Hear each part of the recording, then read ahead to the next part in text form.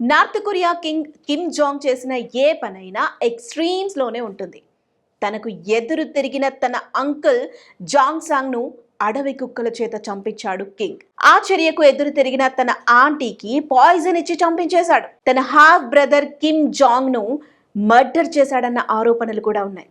ఇదంతా తన సొంత ఫ్యామిలీలో కిమ్ జాంగ్ చేసిన రచ్చ.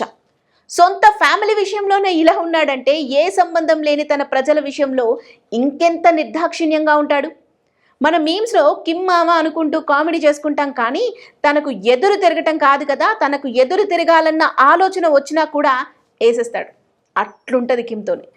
ఇప్పుడు రీసెంట్గా కిమ్ మరోసారి వార్తల్లోకి ఎక్కాడు. ప్రతిసారి తన ప్రజల పట్ల నియంతలా వ్యవహరించే కిమ్ ఈసారి ప్రజల కోసం ఆలోచించాడు. అయితే ఈ ఆలోచనలో కూడా విధ్వంసమే ఉంది.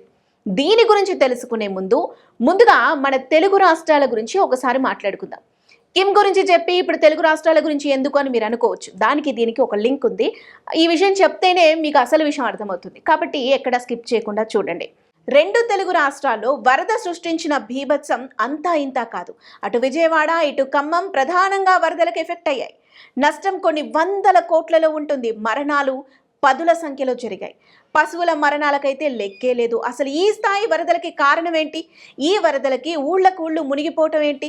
దీని వెనుక కారణాలేంటి అన్న విశ్లేషణలు కూడా జోరుగా జరిగిపోతున్నాయి. మనం కూడా ఓ వీడియో చేసాం.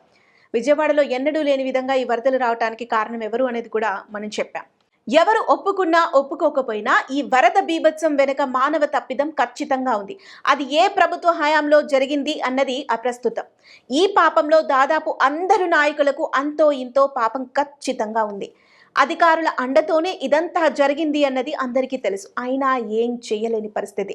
వరద వచ్చింది, బీభత్సం చేసేసి వెళ్ళింది. వరద అంచనాలు వేస్తారు, ప్రభుత్వాలు కొంత సహాయం చేస్తాయి, ప్రముఖులు ముందుకొచ్చి తోచినంత సహాయం చేస్తారు. సామాన్యుడు బతకటం కష్టమైనా ఈ నష్టాన్ని తట్టుకొని మళ్ళీ లేచి నిలబడతాడు. ఎలాగోలా రొటీన్లో పడతాడు. మళ్ళీ శరా మామూలే. ఇదంతా సరే, కానీ కిమ్ మామ గురించి చెబుతూ మధ్యలో బెజవాడ వరదల టాపిక్ ఎందుకు అని అనుకుంటున్నారా? ఇందాకే చెప్పాను కదా, ఇక్కడ ఒక చిన్న లింక్ ఉంది అని. రెండు తెలుగు రాష్ట్రాల్లో వరద వచ్చినట్లుగానే నార్త్ కొరియాలోను చాంగాంగ్ ప్రావిన్స్లో జూలై నెలలో భారీ స్థాయిలో వరదలు వచ్చాయి. చైనాకి బార్డర్లో ఉంటుంది ఈ ప్రాంతం.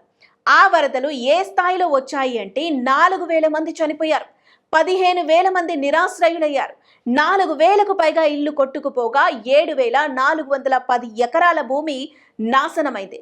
రోడ్లు, రైళ్ల నెట్వర్క్లు భారీ స్థాయిలో నాశనమయ్యాయి.